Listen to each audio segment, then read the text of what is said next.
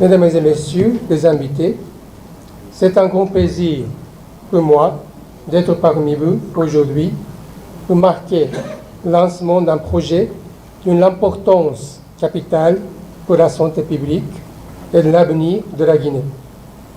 Comme vous le savez, la Guinée a malheureusement été confrontée à de multiples crises, à des défis humanitaires, notamment des inondations récurrentes et des épidémies telles que la variole simienne, Mpox, et la rougeole. Ces catastrophes ont mis un système de santé guinéen déjà caractérisé par des infrastructures fragiles sous une pression énorme.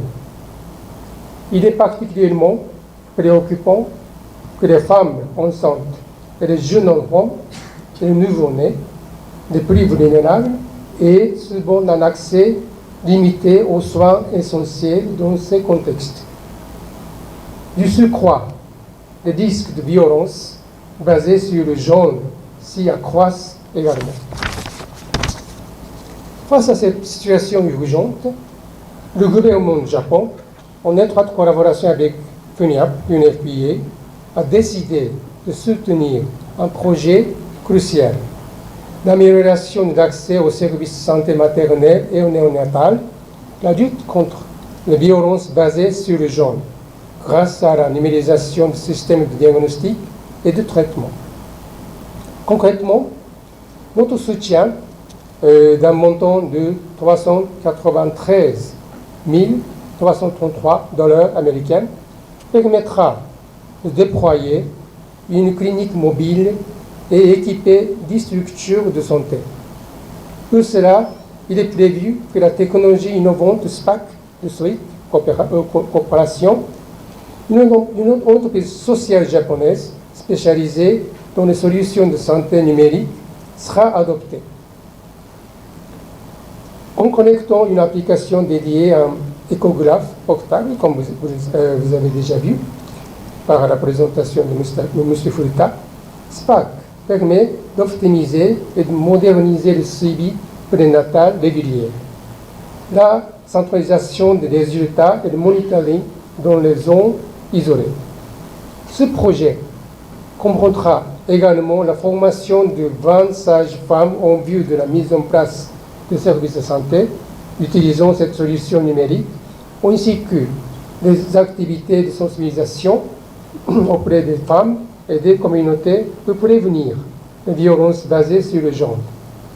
Ce projet incarne également l'approche adoptée lors de la TICAT 9 l'année dernière, co-crée des solutions aux défis africains en tirant parti des technologies et des savoir-faire japonais.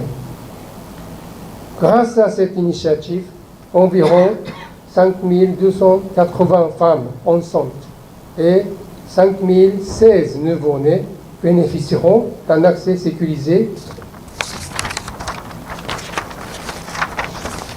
et de qualité à des services de santé vitaux. Ce projet aura également un impact plus large en renforçant les capacités du personnel de santé locale et en améliorant la résilience des communautés face aux crises futures. J'aimerais également insister sur la nécessité pour le gouvernement guinéen de poursuivre son engagement dans la formation continue du personnel de santé et l'utilisation durable de ces infrastructures innovantes. Un système de santé robuste dépend non seulement des technologies, mais aussi des ressources humaines. C'est essentiel. Qualifiées et d'une appropriation locale forte, comme l'a dit Madame la conseillère. Pour conclure, je peux vous assurer que le Japon est déterminé à continuer de travailler en étroite collaboration avec l'UNFPA et le gouvernement guinéen pour renforcer le système de santé. Il ne faut pas que cette cérémonie reste sans suite. Je souhaite le plein succès à ce projet et je sais pouvoir compter sur l'ensemble des acteurs impliqués pour faire de cette initiative un succès durable. La prochaine fois, j'aimerais voir les résultats obtenus par chacun d'entre vous sur le terrain des projets. Je vous remercie de votre attention. Merci beaucoup.